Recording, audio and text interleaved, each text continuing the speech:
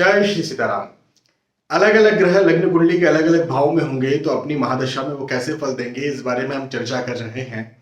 और इस सीरीज में हमने चर्चा की है शुक्र देव के बारे में। आज शुक्र देव की इस सीरीज का आखिरी वीडियो है, क्योंकि पहले भाव से लेकर के 12वें भाव तक शुक्र महाराज लग्न कुंडली में कैसे फल देंगे, इस बारे में हम चर्चा कर रहे थे। आज हम बात कर रहे हैं लग्न कुंडली के 12वें स्थान पर, द्वादश भाव में 12वें स्थान पर शुक्र महाराज होंगे तो अपनी महादशा में वो कैसे फल देंगे।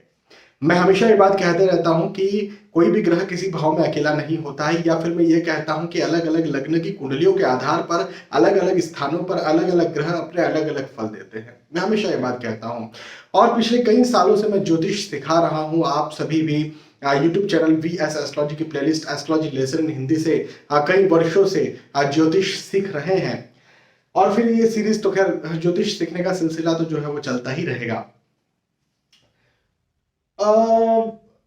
शुक्र महाराज, पहले तो ये समझते हैं कि 12वां भाव होता क्या है।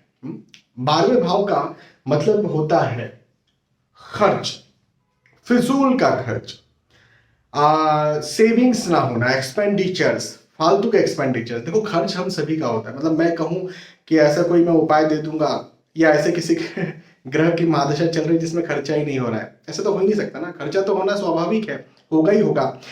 बात यहां पर ये आती है कि 100 रुपया मिल रहा है और 50 का खर्चा हो रहा है, 20 का खर्चा हो रहा है, 80 का खर्चा हो रहा है। ठीक है, 100 रुपया मिल रहा है और 100 का खर्चा हो जा रहा है। 100 रुपया मिल रहा है, 110 का खर्चा हो जा रहा है, मतलब किसी से उधार लेना पड़ रहा है 10 रुपया। तो ये प्रॉब्लम हो जाती है। तो ये जो है ना, 100 का 110 वाला भाव है, 100 का 150 वाला, 100 का 1000 वाला भी भाव इसको हम कह सकते हैं कि 100 आ रहा है, 1000 जा रहा है। कई लोग होते हैं ना जो लाखों में इनकम है और करोड़ों के खर्च, करोड़ों के कर्जे हैं उनके माथे पर, तो इसको ये भाव कहते हैं। तो 12th हाउस जो है वो अच्छा भाव नहीं माना जाता है, त्रिक स्थान कहलाता है। कौन से त्रिक स्थान होते हैं? पहला 6वां स्थान, दूसरा 8वां स्थान और तीसरा 12वां स्थान। त्रिक, त्रिक मतलब समझ ना, 3। तो ये हुआ। अच्छा, दवाइयों के खर्चे का भाव भी हम 12वें भाव को कहते हैं। साथ ही विदेश का भाव भी कहते हैं, फॉरेन का भाव कहते हैं, फॉरेन सेटलमेंट है ना। यदि हम देखते हैं तो इस भाव सबसे पहले नंबर पर देखते हैं। और भी चीजें होती है, लेकिन इस भाव को सबसे पहले नंबर पर देखा जाता है। अनस्टेबिलिटी मतलब, देखो क्या होता है कि आप कोई काम कर रहे हैं और उसमें आप स्टेबल नहीं है, चाहे पढ़ाई कर रहे हैं, चाहे नौकरी कर रहे हैं, चाहे व्यवसाय कर रहे हैं, चाहे कुछ स्टेबिलिटी नहीं है, तो इंस्टेबिलिटी, अनस्टेबिलिटी को भी 12th हाउस देखा जाता है। शुक्र महाराज जहां बैठते हैं वहां से अपना 7वां प्रभाव, 7वीं दृष्टि भी डालते हैं। तो यहां से 7वीं दृष्टि क्या होगी? 1 2 3 4 5 6 7, ये 7वीं दृष्टि होगी। 6वें स्थान पर भी शुक्र महाराज का अपनी महादशा में प्रभाव होगा। अब 6वां स्थान क्या होता है? तो 6वां स्थान जो होता है वो रोग, हेल्थ इश्यूज, मेंटल हेल्थ के इश्यूज, चाहे फिजिकल हेल्थ के इश्यूज, ऋण मतलब कर्जा, खर्चा, लॉस, शत्रु मतलब enemies, hidden enemies, direct enemies, politics होना, कॉम्पिटिटर्स का परेशान करना, कोर्ट केस, लिटिगेशन को हम 6वां स्थान कहते हैं। अभी फलों पर आते हैं। ये तो हमने भाव जान लिए, लेकिन अब फलों को समझते हैं कि भाई शुक्र देवता द्वादश स्थान में फल कैसे देते हैं। तो देखिए, सामान्यतः शुक्र महाराज द्वादश स्थान में, लग्न कुंडली के द्वादश स्थान में होंगे, और किसी भी लग्न कुंडली की महादशा चलेगी, किसी भी, मैं हमेशा ये बात कहता हूं कि अलग अलग लग्न की कुंडली के आधार पर अलग अलग ग्रह अलग अलग स्थानों पर अलग अलग फल देते हैं, है ना। ये अलग अलग नंबर के साथ अलग अलग फल देते हैं। लेकिन मैं ये समझाता हूं कि इसका एक्सेप्शन होता है 6वें, 8वें और 12वें स्थान पर। कहने का मतलब ये है कि 12वें स्थान पर चूंकि शुक्र महाराज बैठेंगे, तो कोई से भी लगन की कुंडली हो, कोई से भी नंबर के साथ में बैठेंगे, वो सामान्यतः अपने खराब फल देंगे। ठीक है, ये इन 3 भावों में एक्सेप्शन हो जाता है, तो 12वें भाव में भी एक्सेप्शन हो जाएगा। तो कोई सा भी लगन हो, उससे बड़ा फर्क नहीं पड़ने वाला है। अब मैं कह रहा हूं कि सामान्यतः खराब फल देंगे, तो विशेष परिस्थितियों में अच्छे फल देखने को मिल सकते हैं। वो विशेष परिस्थितियां क्या होंगी वो मैं आपको अभी समझाऊंगा। लेकिन एक बात मैं यहां पर कहना चाहूंगा कि ये बात फैली हुई है, और हो सकता है आप कहीं से पढ़ करके भी आए हो, इस वीडियो को देख रहे हो, तो आप कह रहे हो अरे क्या बात कर रहे हो सर, 12th हाउस में तो अच्छे फल देते हैं शुक्र महाराज, हमने तो ये सुना है, हमने तो ये समझा या पढ़ा है। तो भैया मैं ये बात कहना चाहूंगा कि यदि 100 लोगों को शुक्र महाराज की महादशा चल रही है, तो 95 90 90 या 95 लोगों की कुंडलियां देख लीजिएगा, 90 या 95 लोग परेशान रहने वाले हैं, 90-95 लोग। हाँ, 5 या 10 लोग खुश रहेंगे। वो क्यों खुश रहेंगे उसकी भी वजह मैं अभी आपको आगे बताऊंगा, है ना। तो सुनी सुनाई बातों पर, पढ़ी पढ़ाई बातों पर विश्वास न करें, पहले आप देखें आपने कितनी कुंडलियां देखी है। हो सकता है आपने एक कुंडली ही देखी हो और उनकी कुंडली में कुछ अच्छा योग बन रहा, विशेष परिस्थिति बन रही हो और उनको अच्छे फल दे रहे हो, तो इससे मत मानिए कि ये अच्छे ही फल देते हैं। तो कुंडलियां देखिए, 10 कुंडली देखिए, 25 कुंडली देखिए जिन्हें शुक्र महाराज द्वादश में बैठे और उनको लग्न कुंडली में बैठे, उनको महादशा चल रही है, तो आप ये पाएंगे, ये इस रेशो को पाएंगे कि 90 या 95% केसेस में खराब ही फल उन्हें देखने को मिल रहे हैं।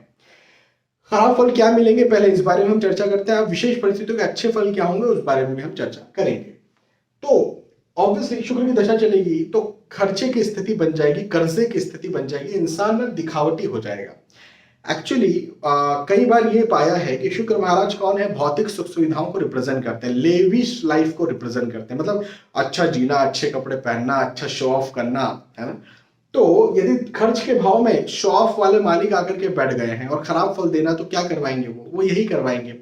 अपने घर परिवार के बारे में कई लोगों को मैंने देखा है कि वो शो ऑफ करते हैं या खर्चा ज्यादा करते हैं, जितनी चादर है उससे ज्यादा पैर पसार लेते हैं कई बार, या चलो पैर नहीं भी पसारते, नहीं ज्यादा खर्चा करते तो कहीं गलत इन्वेस्ट कर देते हैं, बिजनेस में गलत इन्वेस्ट कर दिया, रिस्की इन्वेस्टमेंट कर दिया और शेयर मार्केट में निवेश कर दिया या जुआ खेल लिया और लॉस चला गया। तो कहीं ना कहीं पैसे खर्चे हों रुके ना, ऐसी स्थितियां बन जाती है। हेल्थ इश्यूज बनते हैं, खासतौर पर पेट का निचला हिस्सा संबंधी समस्याएं और पुरुषों में शुक्राणु संबंधी समस्याएं भी कई बार देखी जाती है।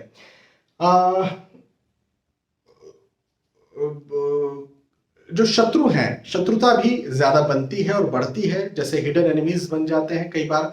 ऑफिस, जैसे कॉर्पोरेट ऑफिस में पॉलिटिक्स चलती है, जो कॉर्पोरेट सेक्टर में काम करते हैं उन्हें ज्यादा अच्छे से पता है, तो पॉलिटिक्स का सामना ज्यादा करना पड़ता है ऐसे लोगों को। और हाँ, एक पॉजिटिविटी जरूर होती है कि जिन लोगों का लक्ष्य फॉरेन सेटलमेंट होता है उनका आसानी से फॉरेन सेटल्ड हो जाता है, ये बात एक पॉजिटिव यहाँ पर निकल करके आती है।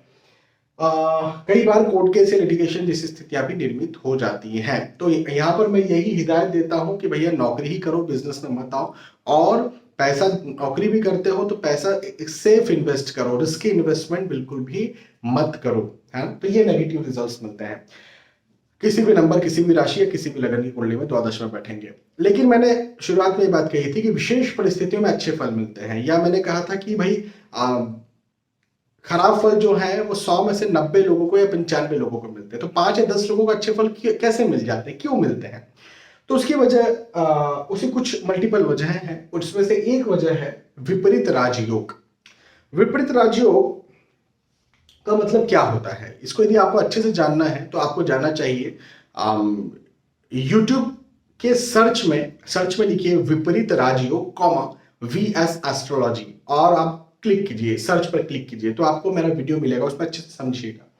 मैं संक्षेप में, ब्रीफ में समझा देता हूं कि 6वें, 8वें और 12वें भाव का स्वामी 6वें, 8वें और 12वें में से कहीं पर भी जाकर के बैठ जाए और लग्नेश की स्थिति कहीं कुंडली में मजबूत हो तो ये विपरीत राजयोग कहलाता है। कई 6वें, 8वें, 12वें भाव के मालिक 6वें, 8वें या 12वें में से कहीं जाकर के बैठते हैं और उनकी महादशा चल रही होती है, लेकिन फिर भी उन्हें अच्छे फल नहीं मिलते, वो परेशानी होते हैं। तो विपरीत राजयोग की स्थिति बहुत कम बनती है। इस वजह से भी मैंने कहा कि बहुत कम कुंडलियों में शुक्र महाराज द्वादश में होंगे तो अपने अच्छे फल दे पाएंगे। तो विपरीत राजयोग की यदि परिस्थिति बनेगी, स्थिति बनेगी, तो शुक्र महाराज अपनी महादशा में बहुत अच्छे फल देंगे। या कई बार हो सकता है विपरीत राजयोग की स्थिति नहीं बन रही है, लेकिन कई बार ये देखा गया है कि विवाह के पश्चात भाग्योदय होता है। जैसे मान के चले कि यहां पर लिखा हुआ है 1 नंबर, हाँ, और मंगल महाराज यहां बैठे या यहां बैठे या यहां बैठे, है ना। तो इसका क्या मतलब, 1 नंबर का मतलब क्या है? 1 नंबर का मतलब है मेष राशि। का उदाहरण देकर के समझा रहा हूं आपको, और भी दूसरे नंबर्स हो सकते हैं, कोई भी ग्रह कहीं भी बैठ सकते हैं। तो ये कौन सा भाव है? पति या पत्नी का भाव है। तो पति या पत्नी के मालिक जो है भाग्य भाव, लाभ भाव या फिर धन भाव में कहीं पर भी एक जगह जाकर के बैठ गए, तो पति या पत्नी के आने के बाद में भाग्य में वृद्धि हो जाएगी, है ना। अब भाग्य में वृद्धि हो जाएगी या लाभ में वृद्धि हो जाएगी या धन में वृद्धि हो जाएगी, जब उनके मालिक जहां जाके बैठे उन भाव में वृद्धि हो सकती है। तो जब मान के चले भाग्य में वृद्धि हो गई पति या पत्नी के आने के बाद या शादी होने के बाद में, तो भले ही शुक्र महाराज की महादशा चल रही है, लेकिन कुंडली अच्छे से मिलान हुआ और उसके बाद में भाग्य में वृद्धि हो गई, तो फिर यह खराब दशा भी इंसान का कुछ नहीं बिगाड़ेगी। इंसान ये कहेगा मैंने बहुत उन्नति हासिल की है। कई बार उन्हें पता भी नहीं होता ये बात कि शादी की वजह से हमें उन्नति मिली है। मेरे पास आते हैं बहुत सारे ऐसे लोग जिनको ऐसे विपरीत दशा चल रही होती है और वो कहते हैं सर ये तो खराब है, आपने तो बताया था खराब फल देंगे और लेकिन मैंने तो बहुत कुछ पाया। भैया आपने नहीं पाया, आपने जो शादी की है आपकी पत्नी के भाग्य से आपको मिला है। कई बार ऐसा संतान के पक्ष में होता है। मान के चले कि यहाँ पर जो है 3 नंबर लिखा है, उदाहरण की बात कर रहा हूं मैं। अब ये बुध जो है यहाँ पर आकर के बढ़ गए, ये बुध यहाँ जाके बढ़ गए, ये बुध यहाँ जाके बढ़ गए। अब 3 नंबर का मतलब क्या होता है? मिथुन राशि। मिथुन राशि के स्वामी बुध होते हैं, तो ये संतान का भाव है ना, पहली संतान का भाव पंचम भाव कहलाता है। तो पहली संतान के बाद भाग्योदय हो जाएगा, पहली संतान के बाद धनोदय हो जाएगा, पहली संतान के बाद लाभोदय हो जाएगा। तो व्यक्ति को संतान या विवाह के पश्चात से भाग्योदय का योग होता है और यदि विपरीत दशा भी चल रही होती है तो उसे ये लगता है कि मैं बहुत उन्नति हासिल कर रहा हूं, मुझ पर एस्ट्रोलॉजी कोई प्रभाव नहीं हो रहा। भैया एस्ट्रोलॉजी का ही प्रभाव हो रहा है, क्योंकि आपकी कुंडली पर ऐसे योग थे जो आपका भाग्योदय करने वाले थे। ठीक है, तो ये कुछ ऐसे योग भी होते हैं जिनकी वजह से कई बार ये होता है कि आप अपने नाम से काम ही नहीं कर रहे, विपरीत दशा चल रही है लेकिन अपने नाम से काम ही नहीं है, वो काम जो है वो अपने पिताजी के नाम से, पिताजी का काम कर रहे हैं और पिताजी के भाग्य से वो काम बहुत आगे बढ़ रहा है और कह रहे हैं अरे भैया हम तो बहुत लेविश लाइफ जी रहे हैं, बहुत अच्छा जी रहे हैं, हमको तो देखो ऐसी दशा चल रही है, लेकिन फिर भी भैया वो आपके नाम से काम ही नहीं है, आप अपने नाम से काम करके देखो लॉस जाएगा। तो ऐसी कुछ स्थितियां होती हैं जिसमें कि इंसान बचा हुआ रहता है या फिर और उन्नति करता है ना। इसलिए मैंने कहा था कि 95% शुक्र महाराज अपने खराब फल देते हैं, 5 या 10% अच्छे फल भी देते हैं, लेकिन उनके कुछ ये कंडीशंस होती हैं। ठीक है, तो मेरा मतलब डिमोटिवेट करना नहीं होता, मैं कई बार मोटिवेट भी करता हूँ, बहुत सारी अच्छी अच्छी बातें भी बोलता हूँ और बहुत सारी कड़वी बातें भी बोलता हूँ।